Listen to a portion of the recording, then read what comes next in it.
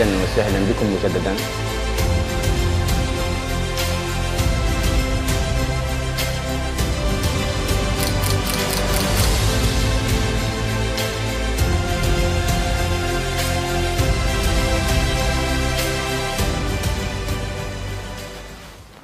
Bienvenue à ce 4e numéro d'Al-Akhbar Débat. C'est l'émission qui permet au public de comprendre le contenu des programmes des candidats, mais également aux candidats de s'adresser directement au public. Aujourd'hui, nous avons le plaisir de recevoir Soumaré Atoumane, candidat de la coalition Génération de l'Alternance. Et ce débat, je vais le mener avec mes 3 collègues, Sidi Mohamed Belamache de Mourassiloun, Babacar Baye de Cridem, mais également Nourdine Mouloud, journaliste indépendant.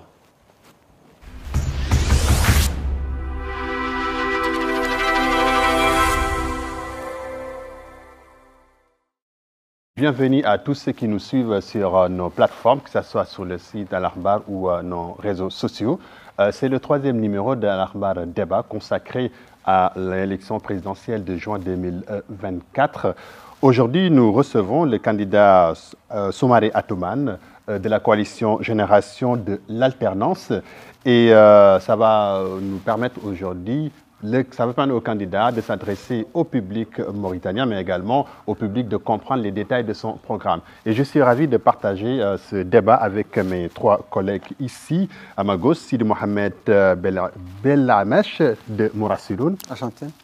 Et Babacar Baye de Cridem. Il y a également Nourdine Mouloud, journaliste indépendant. Monsieur Soumaré, merci de nous avoir honorés et d'avoir assisté, d'avoir répondu à notre invitation. Et je m'en vais à la première question. Avant cela, je vais juste rappeler que c'est un débat d'une trentaine de minutes. Donc, il y aura 2 tours de table, moi-même et mes collègues. Chacun va poser donc ses questions. Alors, notre première question, comment vous vous présentez, ainsi vous en tant que candidat, mais également votre programme? Merci, barakallahu fikoum. Bismillahirrahmanirrahim. Je vous remercie de me donner l'opportunité de m'exprimer et de donner l'opportunité à l'opinion publique de mieux connaître le candidat que je suis. Je suis plutôt connu sur d'autres aspects de ma personne. Et certes, je fais de la politique depuis bientôt 15 ans, mais en tant que candidat à l'élection présidentielle, c'est la première fois. Et je suis un enfant de ce pays qui a eu l'opportunité de faire ses études à l'étranger. À l'époque, l'école était encore plus formatrice que maintenant. Et j'ai pu bénéficier d'une bourse de fonds d'aide et de coopération pour aller faire des études de médecine en France. Après 15 années passées en France, où je me suis spécialisé en neurochirurgie, et où j'ai été professeur assistant pendant 4 ans de neurochirurgie. Je suis rentré en Mauritanie pensant qu'on allait me dérouler le tapis rouge. Et c'est là que j'ai compris que mon rôle ne pouvait pas se limiter seulement à celui de praticien hospitalier, à celui de médecin, mais qu'il y avait d'autres aspects. Pour être médecin, il fallait avoir d'autres casquettes pour mieux exercer son art. On ne m'a pas déroulé de tapis rouge, j'ai eu des difficultés à rentrer dans la fonction publique, j'ai eu des difficultés à rentrer à la faculté de médecine. Et tous ces événements m'ont permis de mieux comprendre en profondeur, loin d'une analyse superficielle, rapide, qui m'aurait mis dans le camp des frustrés et dans le camp de ceux qui interpréteraient très facilement « Ah non, mais c'est pas bon, ça va pas ». Non, non. J'ai eu la chance d'avoir la guidée divine qui m'a permis d'aller plus loin que les apparences et d'essayer de déconstruire ce qui m'empêchait moi de devenir médecin chez moi et ce qui m'empêchait moi de devenir enseignant chez moi alors que j'étais médecin en France et que j'étais enseignant en France. C'était un choc. Mais ce choc émotionnel m'a servi à déconstruire tout cela et à me frayer mon chemin pour devenir neurochirurgien, pour devenir effectivement enseignant à la faculté de médecine et pour même accepter des fonctions administratives dans le cadre d'un projet que j'ai réussi à mener, d'abord avec l'étonnement de voir que l'État ne m'accompagnait pas, et puis ayant réussi à mobiliser des personnes de bonne volonté en Mauritanie et a initié quelque chose. L'État a apprécié et des législatures différentes m'ont accompagné jusqu'à maintenant. Alhamdulillah, Dieu merci, c'est en train de finir. Et je suis très content de mon parcours. Et je sais que ce parcours n'aurait pas pu être possible si je n'avais pas acquis des outils politiques. Très bien. Ça, c'est un parcours très riche. Mais aujourd'hui, vous vous présentez en tant que candidat à l'élection présidentielle. Quel est le contenu de votre programme et quels sont les grands axes qu'on peut avoir? Très bien. Donc, fort de mon expérience personnelle, mais aussi fort de l'apprentissage. Vous savez, la politique, ça ne s'apprend pas à la faculté de... Et il n'y a pas une qualification de politique. Il n'y a pas un diplôme. Ce sont des capacités qu'on peut avoir de manière innée. Il y en a qui sont très bons dès le départ ou qu'on peut développer. Moi, je fais partie de ceux qui ont développé ces capacités. Ce n'était pas mon orientation initiale. Pour moi, c'est une orientation utile, comme je viens de vous l'expliquer. Et j'ai estimé que cette utilité ne devait pas se limiter à ma personne, à mon parcours personnel. Elle devait être mise au service de la nation. Et c'est la raison pour laquelle je m'engage dans cette compétition électorale. Mon expérience à l'ombre des partis historiques de l'opposition, dès le coup d'État contre son Excellence, le président de la République, Sidi Mohamed el-Cheikh Abdallahi, Allah rahmou, j'ai compris, alors que j'avais participé à la Commission électorale nationale indépendante de 2005 à 2007, et que cette période de transition avait ouvert beaucoup d'espoir, qui allait, moi, me ramener au bercail de l'hôpital. Et quand il y a eu ce coup d'État, je me suis dit non, il y a un problème, et je me suis engagé. Et je me suis engagé dans le Front national pour la défense de la démocratie.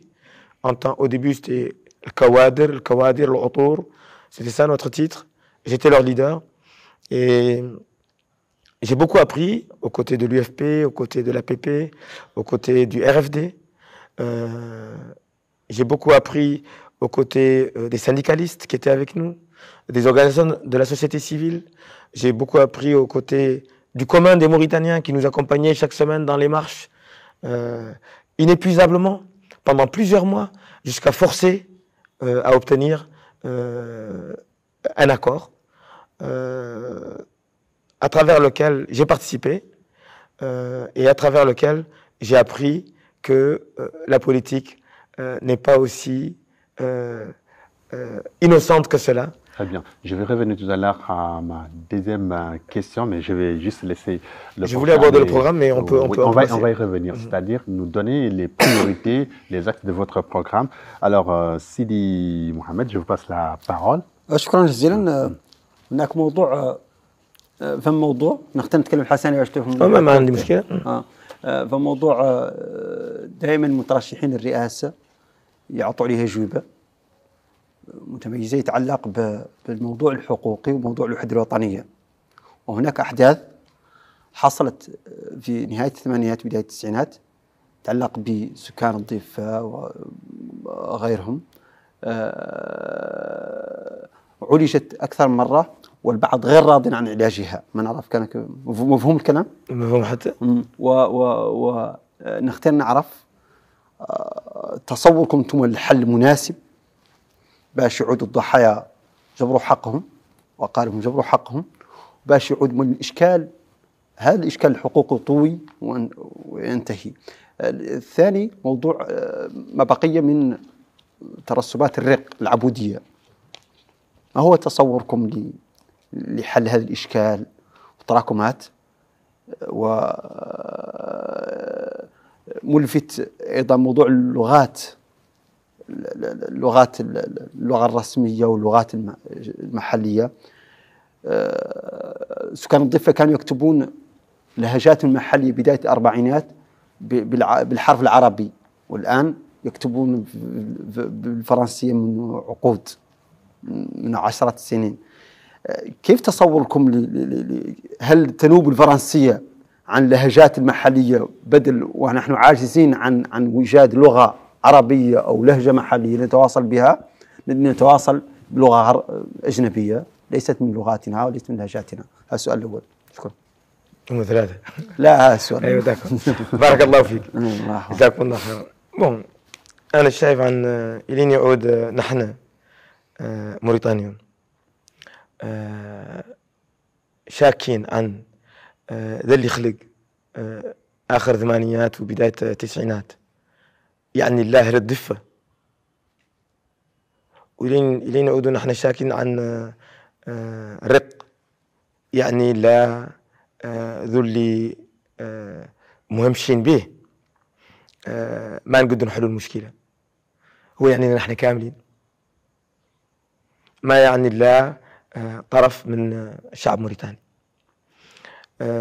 أنا طبعا من مجيتي هناك مراق رايتي شهر خارج مع قوتي كاملة خشيت في هذا النضال، والحمد لله رب العالمين قطيت من ناس اللي معدلين من تخصصهم، وكنت معاهم من قريب، وعرفت عن مشكلة لابد من الحل به، اللي لما حل المشاكل ما هي لا هي نجبروا حالة اللي نبدو نموم تنمية الدولة.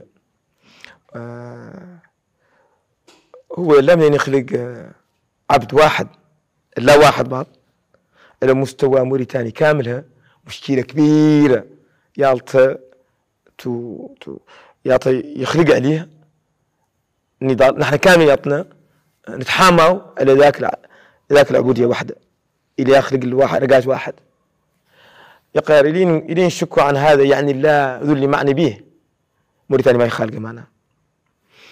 إذن نفس الشيء مع ذا اللي يخلق في الضفة.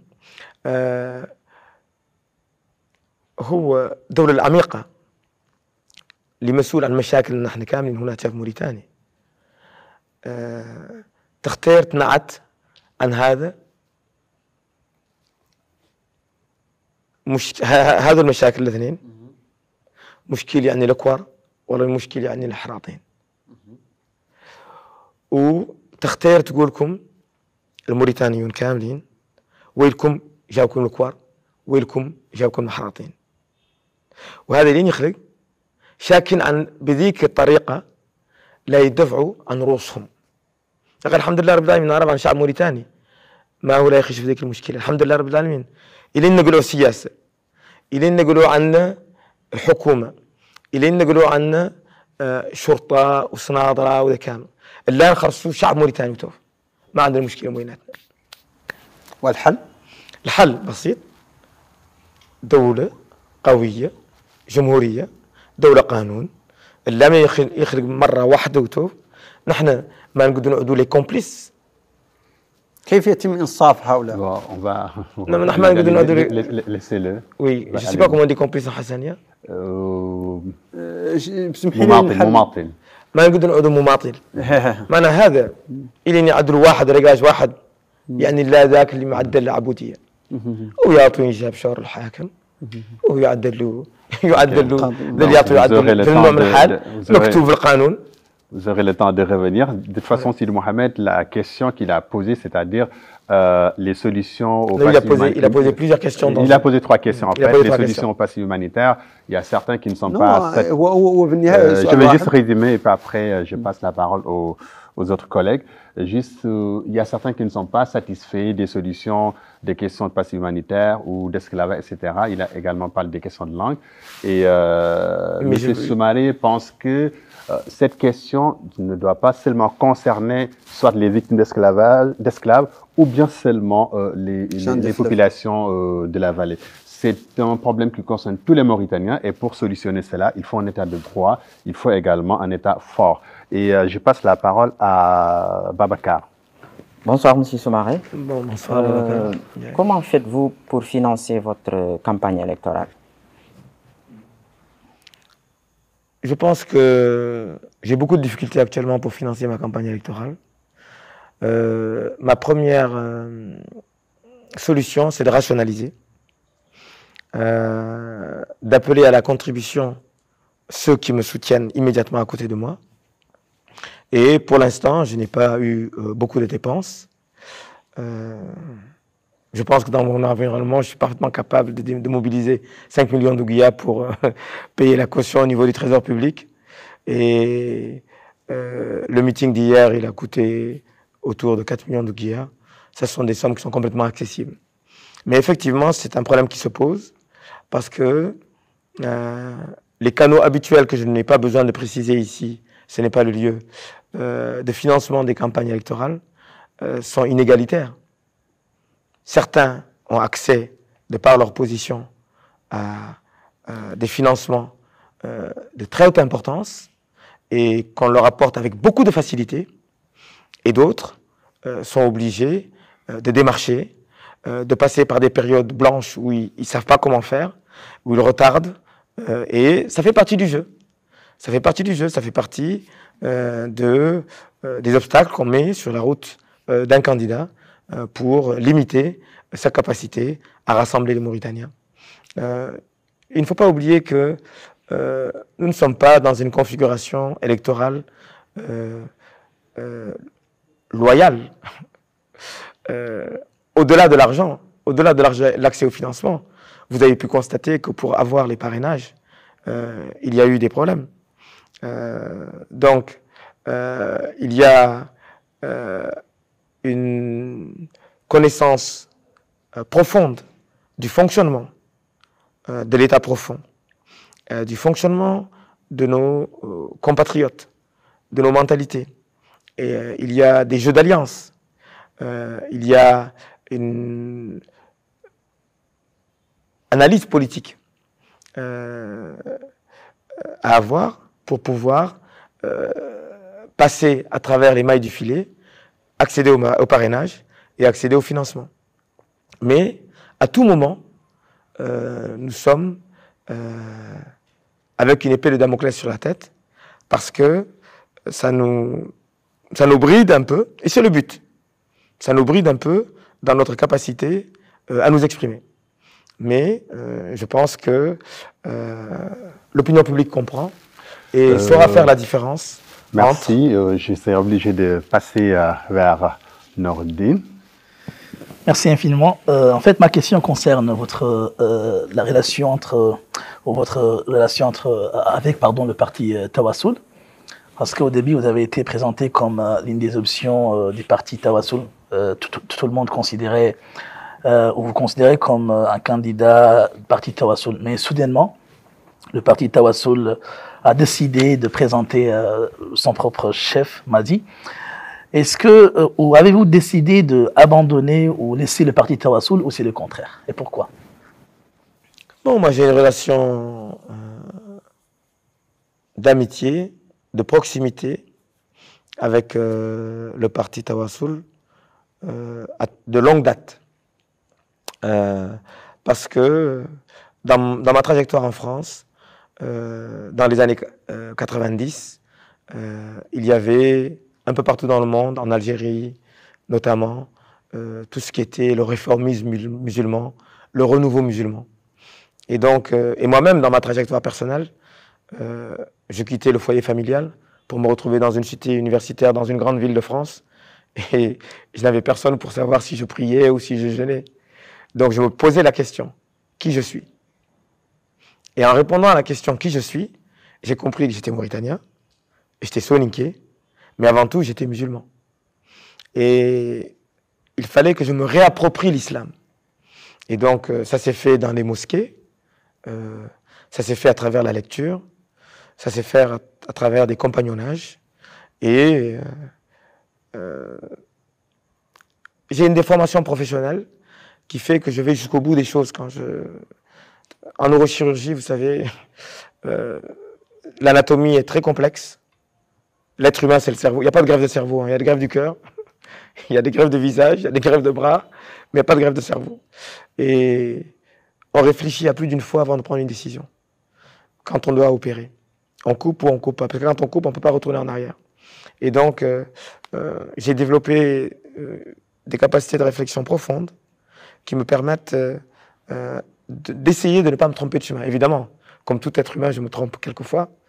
Mais sur la question de l'islamisme politique, sur la question de l'idéologie politique en islam, de l'idéologie islamiste, je ne me suis pas trompé.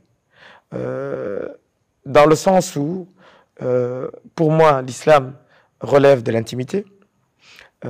Pour moi, l'islam, la communauté des musulmans n'est possible que par la tolérance. C'est parce que je tolère que vous avez une vision différente de la mienne, de l'islam, à travers le même Coran. L'unicité, c'est le Coran. L'unicité, c'est Dieu. Mais l'unicité ne veut pas dire que pour nous, nous devons avoir la même vision. Pour une même personne, à deux lectures de Coran différents, on a une compréhension différente. Et donc, on ne peut pas imaginer que nous cinq, nous ayons la même vision. Le problème de l'idéologie islamique, c'est qu'on impose une vision et il faut être dans cette vue. Bon, comme je suis musulman et comme je viens de vous le dire, je suis tolérant. Donc, je ne peux pas jeter la pierre. Donc, je garde une très bonne relation avec le parti Tawassoul, qui m'ont aidé plusieurs fois pour recueillir des parrainages pour des candidats qui n'étaient pas moi. Et donc, j'ai développé des relations politiques avec eux sans être à l'intérieur d'eux-mêmes. Cette fois-ci, comme j'étais candidat, et que très vite j'ai compris que 230 des parrainages de maires possibles étaient contrôlés par la majorité présidentielle, dont 174 par le parti INSAF, et qu'il y avait 1 pour Sawab et 7 pour Tawassoul, je pouvais que me tourner vers Tawassoul, constatant que dans leur historique, récemment, ils n'ont pas eu de candidat propre. Donc c'était logique pour moi de m'adresser à eux, de par la relation qui existe entre nous, et de par ma volonté d'affronter les élections présidentielles avec des parrainages de l'opposition. On a joué le jeu pendant longtemps.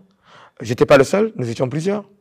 Je suis resté dans le dernier carré, effectivement, et je leur en remercie. Ils m'ont fait confiance. Ils ont pris la décision qui est la leur. Je la respecte. C'est de la politique. En politique, il n'y a pas de rupture, il n'y a pas de trahison. Très bien, il n'y a pas de rupture. Il n'y a pas de rupture, il n'y a pas de trahison. Il y a juste des intérêts, des convergences d'intérêts ou des divergences d'intérêts. Mais globalement, nous sommes dans le même camp. Parce que nous sommes dans le camp qui veut renverser. Avec Tawassoul. Alors, Monsieur le Président, je vais revenir sur, mais cette fois-ci rapidement, parce que c'est le deuxième tour on n'a pas le temps de nous compter. Quelles sont les priorités? Vous pouvez en citer 3 ou 4 vraiment précisément. Et je vais l'autre question qui va avec. Quelles sont vos forces? Parce que là, vous dites que c'est un financement inégalitaire, c'est une compétition peu loyale. Donc, quels sont vos atouts? Les priorités et les atouts. Merci. Bien. Donc, les priorités, c'est la paix civile. La paix civile... Et rapidement cette fois-ci, dans les réponses. Bon, je ne suis pas aussi rapide que vous, parce que je joue gros et que je fais de la politique et vous faites du journalisme. Donc, je dois mesurer mon langage et je dois tourner ma langue 7 fois dans ma bouche avant de parler. Mais je comprends votre impératif de temps et je vais faire l'effort que vous me demandez.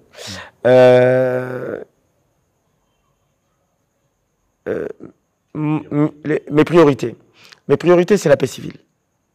Sans la paix civile, rien ne peut se faire. La paix civile ne peut s'obtenir qu'avec une réconciliation de tous les Mauritaniens. Et la réconciliation de tous les Mauritaniens ne peut pas se faire d'une partie aux dépens de l'autre. Nous avons la possibilité, comme ça s'est fait partout dans le monde, de nous asseoir, de faire des états généraux pour refonder notre vivre ensemble. Il faut éviter les discours de confrontation communautaire. Il faut appeler ceux qui pensent profiter de la situation actuelle, je veux parler de l'état profond, à réaliser que la dynamique dans laquelle ils sont porte en elle les germes de sa propre fin. Mais s'il ne s'agissait que de la fin de l'état profond, ce ne serait pas dangereux. Elle nous emporterait avec elle. Et parce que dans tout État, dans tout pays, il y a un état profond. L'état profond, c'est un concept ottoman qui a été étudié par les anglo-saxons en Égypte, alors que la Turquie dominait cette partie du monde. Et on se rend compte aujourd'hui, en sciences politiques, que dans tous les pays du monde, il y a un état profond. C'est la partie immergée, la partie non visible de l'iceberg. Ce qu'on voit, c'est le président et le gouvernement, mais ceux qui détiennent le pays, c'est ceux qui sont immergés, c'est l'état profond. Mais l'état profond, quand il œuvre dans un cadre républicain, quand il protège l'individu dans le sanctuaire de la citoyenneté, c'est un état profond qui renforce la cohésion nationale, et c'est un état profond qui renforce, qui a des ambitions pour le pays, qui a des ambitions économiques, qui a des ambitions financières, et alors que quand c'est un état profond qui n'est pas issu de ça, la Mauritanie n'a pas eu le temps de sédimenter. Nous sommes une partie du territoire africain qui a été colonisée très tardivement. Très bien. Et qui a été décolonisée rapidement. Rapidement, en un mot, quels sont vos atouts ici pour ces présidentielles? Très bien. Donc, pour parler de mes atouts, en tant que candidat, bon, d'abord, je suis issu de la Mauritanie nouakchotoise des années 70, où la langue qui réunissait les Mauritaniens, qui venaient tout juste de venir de Saint-Louis, dans la capitale, il y a moins de 10 ans, c'était le Wolof. On parlait avec Moulé Boutique en Wolof. Quand on partait acheter, on lui parlait en Wolof. Et j'ai assisté au développement de la route de l'espoir, qui a ramené beaucoup de populations du bassin de l'Est, et où on est passé du Wolof au Hassania. Donc, à travers ces périodes, j'ai pu accéder à la culture de chacune des composantes de notre peuple, et je me mets à la place de chacun d'entre nous. Et ça, c'est un atout. Le deuxième atout, c'est que je ne suis pas un professionnel de la politique.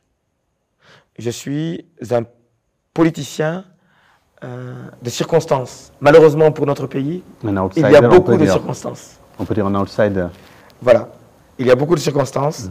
Et donc, ça me permet d'avoir un point de vue externe, de ne pas être dans la mêlée et d'être capable de formuler des propositions innovantes, différentes un des outsider qui propositions a classiques. Plusieurs cultures, alors, et c'est la raison pour laquelle, ouais. quand vous me posez des questions, j'ai besoin de définir mes concepts. Parce que je pense qu'en Mauritanie, il y a eu beaucoup de combats idéologiques.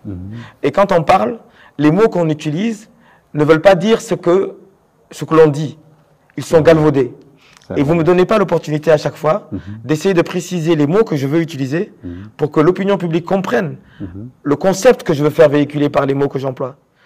Par exemple, on y va, après on revient. Ok, il n'y a pas de problème. Je voulais revenir à la question de linguistique, parce qu'il avait... السؤال الآخر يتعلق بدرجة معارضتكم هنا حاول حسنت بسيطة درجة معارضتكم للنظام وعلاقتكم به.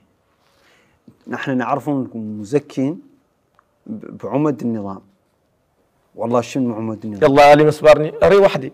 هذا السؤال. السؤال أيضا نظام أيضا عين حد كان شكله قريب منكم والله قريب منكم في الفترة الأخيرة. شخص الحكومة مقرب منكم كان تم تعيين النظام. هل النظام كان يروقكم يثنيكم عن الترشح؟ ما حقيقة علاقتكم بالنظام؟ هل هي معارضة قوية؟ معارضة شرسة؟ ما نعرف كان. C'est bon, vos relations avec le pouvoir. فم يروقكم تهناو وانتم تروقوا شكرا وصلت. نعم. بارك الله فيك. بون أنا علاقتي مع النظام ما هي علاقة سياسية. أنا ماني من إنصاف. ما قطعت أنت من إنصاف. وأنا مدير مؤسسة وطنية دولتنا.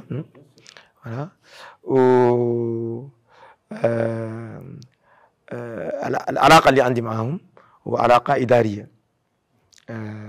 علاقتي مع وزير الصحة مباشر.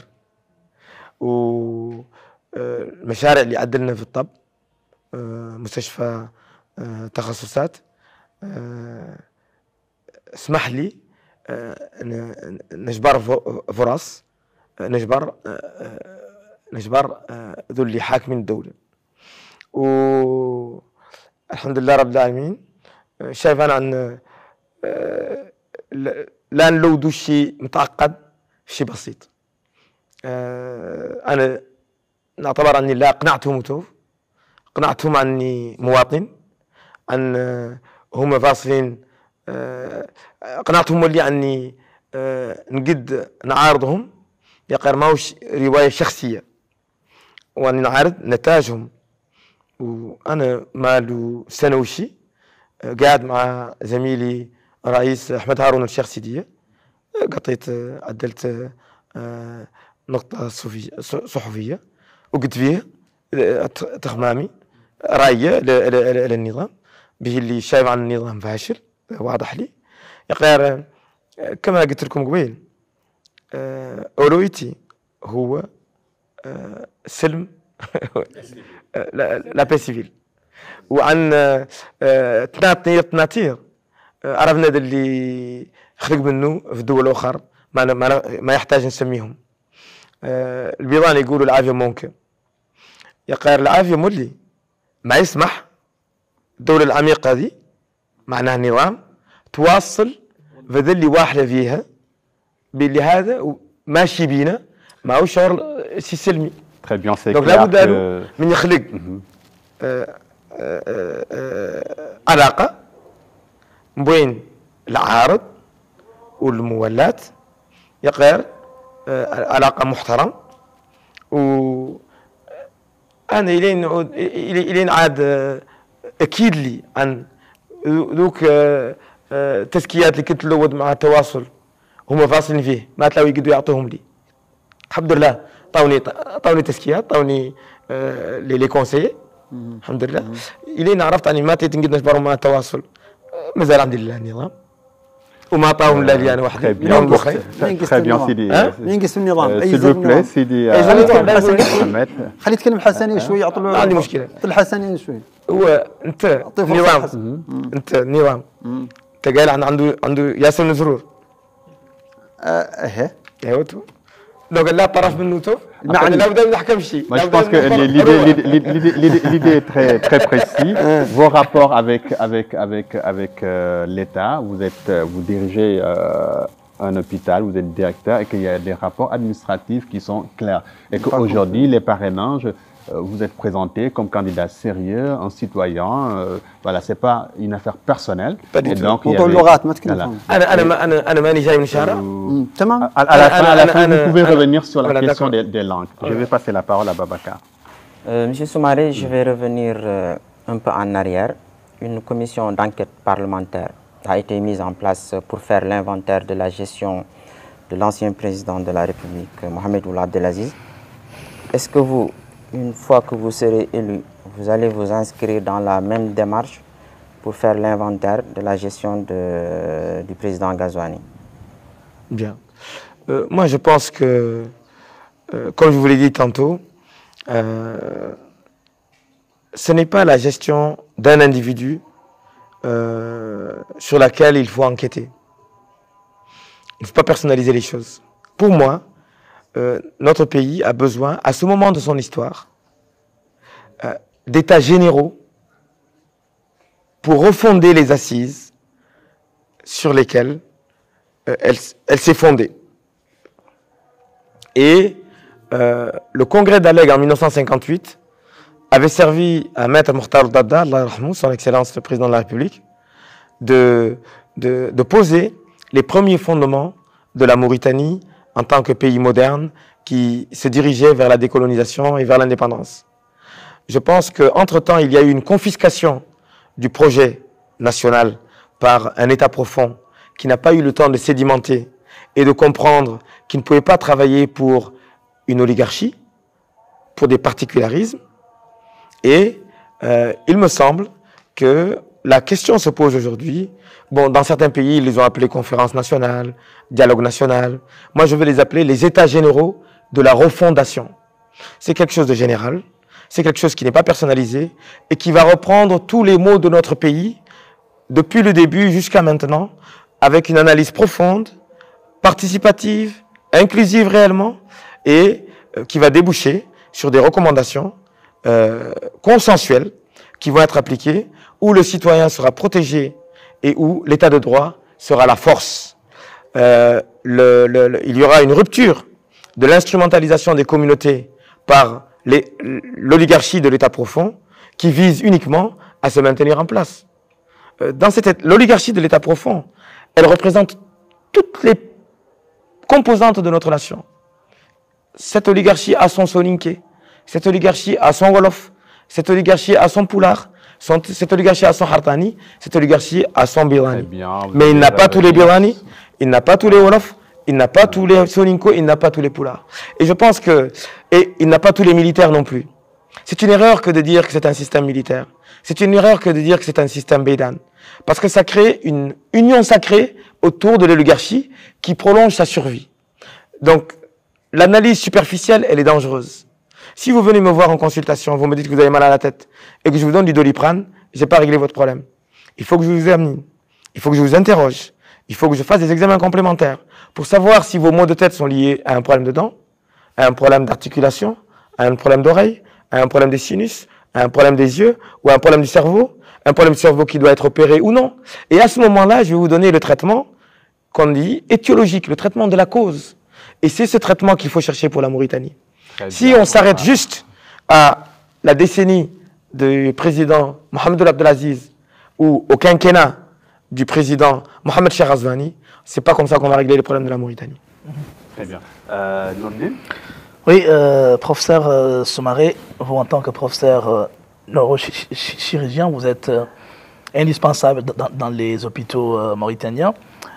Ne considérez pas, vous, cela comme que votre succès aux élections présidentielles risque de priver de nombreux patients mauritaniens de vos services? Surtout quand on sait qu'en Mauritanie, il y a énormément de politiciens, mais un peu de professeurs dans ce qu'on appelle la neurochirurgie. Bien. Ça dépend comment vous voyez la politique et ça dépend comment vous voyez l'engagement citoyen. Si la politique est une profession, effectivement, je préfère la profession de neurochirurgien des hôpitaux. Et je préfère la profession d'enseignant hospitalo-universitaire que j'ai et qui ne dépend pas de vote, qui ne dépend pas de ma capacité à convaincre mes citoyens de me choisir pour devenir neurochirurgien ou pour devenir enseignant. C'est un effort personnel, reconnu par mes compères et grâce à Dieu, par sa miséricorde, il m'a donné la possibilité d'avoir la confiance d'une partie de mes concitoyens pour les prendre en charge du point de vue sanitaire. Donc effectivement, s'il s'agit de la politique professionnelle, je préfère être ce que je suis. Mais comme je vous l'ai dit, je suis un politicien des grands moments. Et la période que nous vivons actuellement est un grand moment dans l'histoire de ce pays. Je ne peux pas me voir utiliser mes moyens uniquement pour certains aspects. Je peux les démultiplier pour d'autres aspects. Et il y a des pays qui ont bénéficié de médecins, comme la Malaisie, et qui ont fait leur décollement, leur émergence, grâce à un médecin qui s'est porté candidat et qui a gagné l'élection présidentielle. Ça ne l'a pas empêché, après son mandat, de retourner à sa profession de médecin. Je pense qu'il ne s'agit pas de deux termes d'un choix entre lesquels je dois hésiter ou entre lesquels je dois me comporter comme s'il s'agissait d'un dilemme. Pour moi, c'est complémentaire. C'est la personnalité que je suis qui est importante dans mon action médicale et c'est la personnalité que je suis que je propose aux Mauritaniens pour diriger le pays et tenter avec tous les Mauritaniens les remèdes dans le cadre d'une thérapie collective pour nous mettre enfin dans la paix civile et dans la voie de la réconciliation. Très bien. Et la voie du développement. Alors, on vous laisse le mot de la fin. Et si vous voulez revenir sur la question de Sidi Mohamed sur les langues oui. et également d'autres choses? Bien sûr. Rapidement. J'ai été frustré quand vous m'avez interrompu tout à l'heure. باللي لغات في المدرسة ولغات رسمية، لغة رسمية اللي هي واحدة. طرح لي أنا سؤال مهم، هو من درى عن إلي نعود لغة رسمية معناها أن خالق درجات في اللغات بين الموريتانيون. لا عاد خالق لا لغة واحدة اللي عندها فرصة تعود لغة رسمية، ولغات الأخرى إن قالهم لغات وطنية. لا عاد فماتيا فرق بين اللي رسمي وذا اللي وطني، معناه أن خالق فرق بيناتنا نحن المواطنين متحدثين به، المتكلمين به. ايه فوالا. معناه انتم تولوا السلطه لا يتعدلوا معادله في اخبار اللغات حتى من قد اسباب. اولا مبدئيا لغات جابهم مولانا، هذا قال مولانا كون فيكون وعدو. اولا. ثانيا لغة لا لغة وتوف لا مويا شي نعملوا به وتوف ما يتخطى ذيك تواصل. يا غير إلي نعود نحن نديروا في اللغة إيديولوجية ونديروا في اللغة درجات بيناتنا نحن مات الدور اللغة. أيوة هو مات يحتاج كاع يعدل له ديمونستراسيون. لا تخمم شويتو. طفل من البيضان مربي